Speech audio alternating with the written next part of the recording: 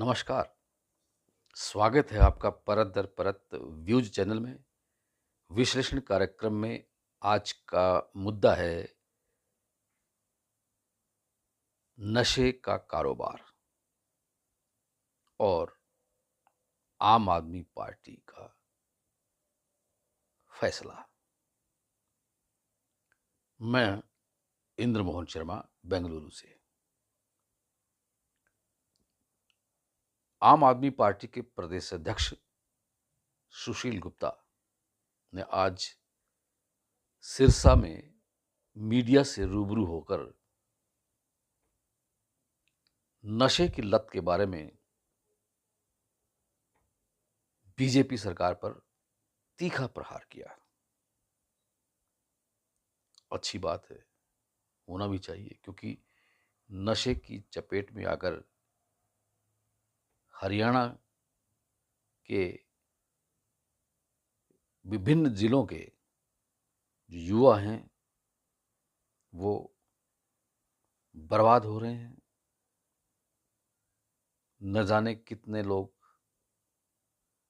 इस नशे की लत में पड़कर खुदकुशी भी कर चुके हैं, जिसका आंकड़ा आज सुशील गुप्ता ने प्रेस कॉन्फ्रेंस के दौरान दिया है। और उन्होंने इस साफ तौर से कहा है कि जब आम आदमी पार्टी की सरकार हरियाणा में बनेगी तो वो इस नशे के कारोबार को पूरी तरह से खत्म करने का प्रयास करेंगे। ये अच्छी बात है, लेकिन अब तक जो हरियाणा का जो राजनीतिक सिनेरियो रहा है उसमें तो यही नजर आ रहा है कि हरियाणा में सरकार चाहे किसी भी राजनीतिक पार्टी की रही हो, लेकिन नशे का कारोबार बदस्तूर जारी रहा है। किसी भी सरकार ने इस नशे के कारोबार पर नकेल डालने की कोशिश नहीं की। हाँ, एक बार जब भजनलाल की सरकार थी हरियाणा में, और उस वक़्त सिरसा में जब एसपी के रूप में वी कामराजा आए थे, तो उस वक़्त नशे पर नकेल डालने का पूरा प्रयास किया गया था और काफ़ी हद तक उस पर सफलता भी अर्जित कर ली थी। क्योंकि जो नशे के कारोबार के जो स्मगलर थे, जो बड़ी मगरमच्छ थे इस धंधे में, उन पर नकेल डाली गई थी। हालांकि उस वक़्त कुछ मंत्री तिलमिलाए थे और उन्होंने एसपीवी कामराज को फ़ोन करके कहा था कि जिस शख्स को, जिस नशे के कारोबारी के आरोपी को आप गिरफ्तार कर रहे हैं, उसे छोड़ दीजिए, वो अपना ही आदमी है। लेकिन वी कामराज ने उस मंत्री को यह कह दिया था कि हम उसे छोड़ देते हैं तो आपको अंदर कर लेते हैं, क्या ठीक रहेगा? उसके बाद किसी भी मंत्री ने हिम्मत ही नहीं की वी कामराज को फ़ोन करने की कि वो नशे के आरोपी को छोड़ाने के लिए। इस तरह की जब कोशिशें की जाएंगी तभी तो ये नशे का कारोबार रुक सकेगा, कम हो सकेगा। लेकिन सिरसा ज़िला में उसके बाद जितने भी एसपी आए और गए और चले गए, कितने ही डीसी आए और चले गए, कितने ही मंत्री आए, कितनी ही सरकारें आई और चली गईं, लेकिन नशे का कारोबार जारी है और जारी ही रह रहा है। कितनी मैराथन की गई, कितने ऐसे कार्यक्रम किए गए कि नशे के खिलाफ जागृत करने के लिए लोगों को, लेकिन कोई असर नहीं पड़ रहा है। सिरसा ज़िले में तो पूरी तरह से नशा भरा पड़ा है। चाहे वो नशा अफीम का हो, चरस का हो, चिट्टा का हो, हेरोइन का हो, शराब का हो, सत्ता का हो, किसी भी तरह का हो, नशा चारों तरफ फैला हुआ है और उस नशे की मधोशी में गलत काम हो रहे हैं। आम आदमी पार्टी के प्रदेशाध्यक्ष सुशील गुप्ता ने ये जरूर कहा है कि उनकी सरकार आएगी तो वो नशे पे नियंत्रण करेंगे, लेकिन जब दिल्ली में उनकी सरकार है, पंजाब में उनकी सरकार है, तो वहां पर भी तो अभी नशा बरकरार है। और नई दिल्ली के अंदर तो शराब नीति के मामले को लेकर किस तरह से घपला हुआ है और उस घपले को लेकर कैसे आम आदमी पार्टी के सुप्रीमो और दिल्ली के सीएम अरविंद केजरीवाल और उनकी टीम के कई मंत्री अभी तक जेल की सलाखों के पीछे हैं। शराब में भी तो नशा ही होता है और नशा तो किसी भी तरह का हो खराब ही करता है। बेहतर होता कि आम आदमी की पार्टी में, सरकार में, दिल्ली में, पंजाब में शराब पर भी पूरी तरह से पाबंदी लगाई जाती तो बहुत अच्छा होता। एक नया उदाहरण पेश होता राजनीति में भी, लेकिन ऐसा वो नहीं कर सके हैं, बल्कि उसमें जकड़े गए हैं। खैर, सुशील गुप्ता ने एक अच्छी बात तो कही है कि अगर आम आदमी पार्टी की सरकार बनी तो नशे पे नियंत्रण करेंगे। लेकिन आम आदमी पार्टी की सरकार बनेगी कैसे? क्योंकि अभी तक हरियाणा में आम आदमी पार्टी का कोई बहुत बड़ा वजूद देखने को नहीं मिल पा रहा है। हालांकि सिरसा जिला परिषद के चुनाव में जिला परिषद की 6 सीटों पर चुनाव जीते हैं आम आदमी पार्टी ने, लेकिन फिर भी लोकसभा का चुनाव हुआ तो केवल एक कुरुक्षेत्र सीट पर, लोकसभा सीट पर आम आदमी पार्टी ने चुनाव लड़ा कांग्रेस के साथ मिलकर के, लेकिन वहां भी हार ही मिली है। और उस सीट पर तो खुद सुशील गुप्ता चुनाव लड़ रहे थे। अब वो बेशक कहें कि उनका वोट शेयरिंग बहुत अच्छा रहा है अन्य राजनीतिक दलों के मुकाबले में, लेकिन कौन देखता है उस वोट शेयरिंग को? लोग जीत हार को देखते हैं, चाहे वो एक वोट से ही हो। इसलिए जीत जरूरी है, जिताऊ कैंडिडेट जरूरी हैं। विधानसभा चुनाव आगे आ रहा है अक्टूबर में। अब आम आदमी पार्टी कह रही है कि सभी 90 विधानसभा सीटों पर आम आदमी पार्टी अपने बलबूते पर चुनाव लड़ेगी, किसी से कोई गठबंधन नहीं करेगी। यह बात तो अब तय है कि जहां इनेलो के नेता अभय चौटाला तीसरा मोर्चा बनाने के लिए प्रयास कर रहे हैं और उस प्रयास के तहत उन्होंने फिलहाल बहुजन समाज पार्टी से गठबंधन भी किया है। अब बची आम आदमी पार्टी, इनेलो के बाद जो जेजेपी है और आम आदमी पार्टी है, हलोपा है, तो हलोपा तो पहले ही एनडीए का घटक है और जेजेपी और इनेलो के बीच तो वैसे ही संबंध ठीक नहीं है। और आम आदमी पार्टी ने पहले ही कह दिया है कि वो अपने बलबूते पर चुनाव लड़ेंगे।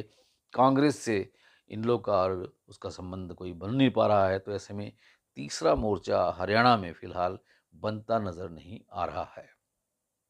अब ऐसे में आम आदमी पार्टी किस तरह से अपने जिताऊ कैंडिडेट को तलाश कर पाएगी और उनको टिकट दे पाएगी और उनको जिता पाएगी, ये अपने आप में एक बड़ा सवाल है। खैर, चलिए अब देखते हैं सुशील गुप्ता ने क्या कहा मीडिया से रूबरू होते हुए। लेकिन उससे पहले अगर आपने ये चैनल पर दर परत को अगर सब्सक्राइब नहीं किया है तो कर लीजिए, बेल आइकन के बटन को ऑल करके क्लिक कर लीजिए, ताकि जब भी किसी भी ऐसे महत्वपूर्ण मुद्दों पर हम कोई शो करें और उसको यूट्यूब पर अपलोड करें तो उसका आपका नोटिफिकेशन मिल जाए और आप उसे भली भांति देख सकें, परख सकें और कमेंट बॉक्स में कमेंट भी कर सकें। ये वीडियो अगर पसंद आया हो तो इसे लाइक जरूर करना और अंत तक देखना। चलिए अब देखते हैं क्या कहा सुशील गुप्ता ने। जनता पार्टी की सरकार ने हरियाणा प्रदेश की तस्वीर बहुत डरावनी बना दी है। आंकड़े इस बात की तस्दीक करते हैं, प्रदेश के कुल 22 जिले हैं और 22 जिलों में से 16 जिले नशे की बुरी तरीके से चपेट के अंदर है। नशे का हॉटस्पॉट बन चुके हैं 22 में से 16 जिले, और जिसमें सिरसा पहले नंबर पे है। नशे के कारण मौत के मामले थम नहीं रहे। नशे की ओवरडोज की वजह से एक के बाद एक युवक मौत को गले लगाता जा रहा है। पूरा का पूरा शहर नशे की गिरफ्त में है, और अब गांव के गांव में भी हर घर में नशा पहुंचने लगा। कहीं पे सिंथेटिक नशा पहुंच गया तो कहीं चिट्टे का नशा पहुंच गया। नशा रोकने में हरियाणा सरकार पूरी तरीके से फेल हुई है। ना तो वो नशे की चेन को तोड़ पा रही है, ना नशे के सौदागरों को रोक पा रही है, और ना ही युवकों का नशा छुड़वाने के लिए कोई ठोस इंतजाम हरियाणा सरकार ने किया है, और ना ही इस तरफ अट्रैक्ट हो बच्चे उनकी नौकरी का प्रबंध किया है। आज सरकार ने एनसीबी और नशा मुक्ति केंद्र खोले तो हैं, परंतु इनके सारे पद खाली पड़े हुए हैं। इन केंद्रों का ना तो कोई कार्रवाई होती और ना किसी का सही से इलाज यहाँ पे होता, और इसकी वजह से आज पूरे हरियाणा में हीरोइन, स्मैक, चरस, सुल्फा, गांजा, अफीम, कोकीन, मार्फिन, चिट्टा खुलेआम बिक रहा है, और इसके ऊपर कोई रोक नहीं। ऐसा लगता है कि पुलिस का संरक्षण के अंदर ये काम हो रहा है। इसके अलावा अवैध रूप से दवाइयाँ बिक रही है, नशीली दवाइयाँ, नकली शराब खुलेआम बिक रही है। गांव की एकांत जगह पे इंजेक्शन की सिरिंज पड़ी हुई मिलती हैं। जहाँ जहाँ पर भी हम जाते हैं, लोग उन सिरिंजों को किसी भी गांव के अंदर देख सकते हैं, एकांत जो जगह है। इसके साथ साथ नशे करने वाले युवकों के साथ अब हरियाणा में महिलाओं की तादाद भी नशा करने में बढ़ने लगी है। 2021 के अंदर लगभग 95,863 नशा करने वाले लोग हॉस्पिटलों की ओपीडी के अंदर पहुंचे, जिसमें से 28,283 महिलाएं थी। 2022 और 2023-24 में इनकी संख्या में लगातार 100% की बढ़ोतरी हुई है। ये अपने आप के अंदर बहुत सीरियस बात है कि हरियाणा के अंदर 100% की दर से जो बढ़ोतरी हो रही है, यह नशे का कारोबार कहाँ पे जाके थमेगा। एनसीआरबी के मुताबिक 2014 से लेकर अब तक नशे की ओवरडोज की वजह से 500 से ज़्यादा मौत हुई है, और इन मरने वालों में 18 से 30 साल के बीच के उम्र के लोग हैं। हरियाणा की जड़ों में नशा फैलता जा रहा है, जिसकी जिम्मेदार पूरी तरीके से बीजेपी की सरकार है। नशा तस्करों पे शिकंजा कसने में जिस तरीके से बीजेपी फेल हुई है, ये अपने आप के अंदर एक डरावनी स्थिति को पैदा कर रही है। सरकार केवल फर्जी आंकड़े रखती है, जमीनी स्तर पे इसकी कोई सच्चाई नहीं होती। एनसीआरबी का डाटा बताता है कि हरियाणा में नशे की वजह से सुसाइड करने वाले, आत्महत्या करने वाले लोगों की संख्या इस देश में सबसे ज़्यादा है।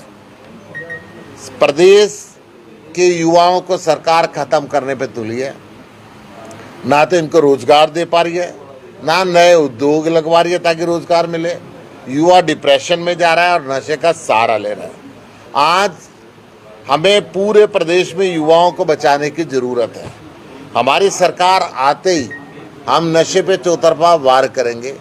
जिस प्रकार से नशे की तस्करी को बंद करेंगे, नशे के तस्करों को बंद करेंगे, और जिन युवाओं को नशे की लत लग गई है उनके लिए इलाज का इंतज़ाम करेंगे और उनको रोज़गार का इंतज़ाम करेंगे ताकि वो नशे की तरफ अट्रैक्ट ना हो।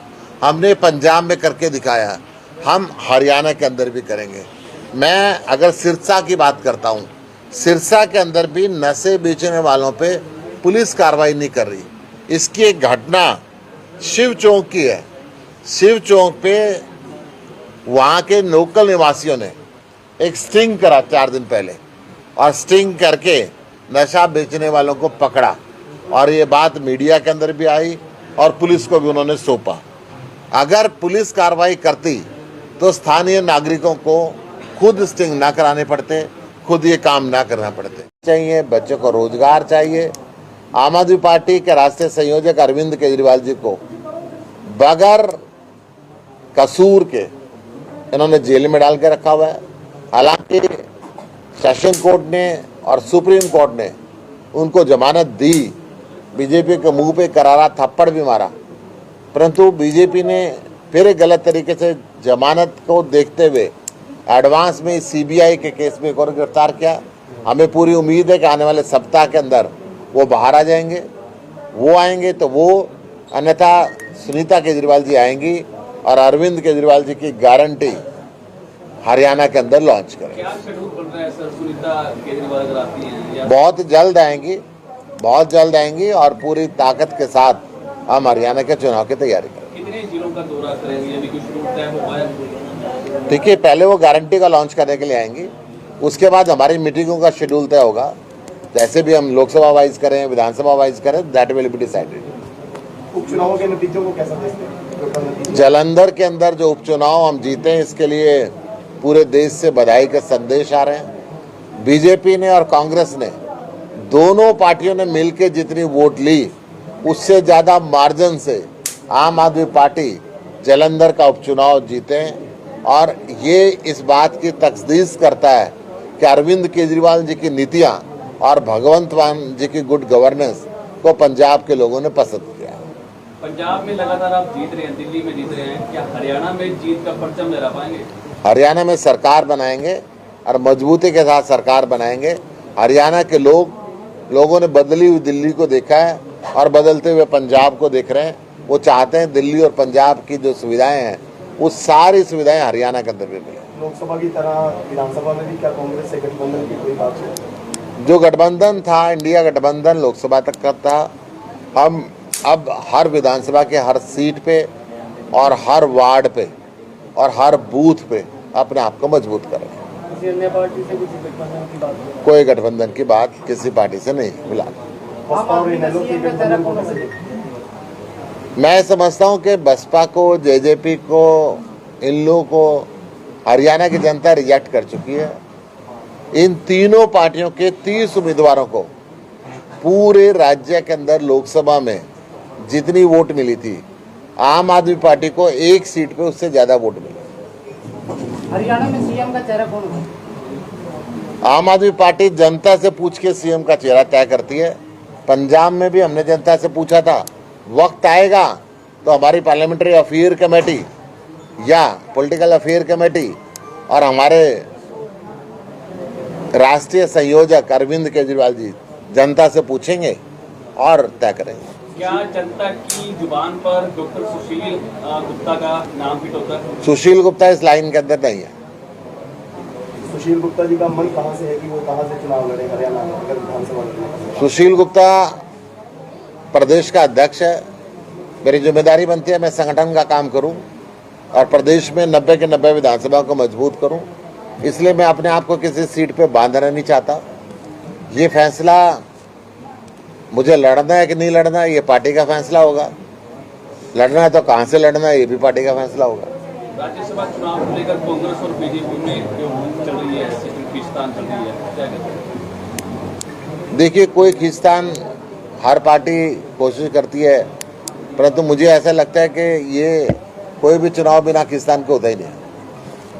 पिछले दिनों एक मामला आया था, अनुराग ठाकुर जी ने एक प्रेस कॉन्फ्रेंस की थी, आपने उसको डिनाई किया था कि उनका कोई पर्सनल अपना मामला है कुछ। और तो बहुत पुरानी बात हो गई।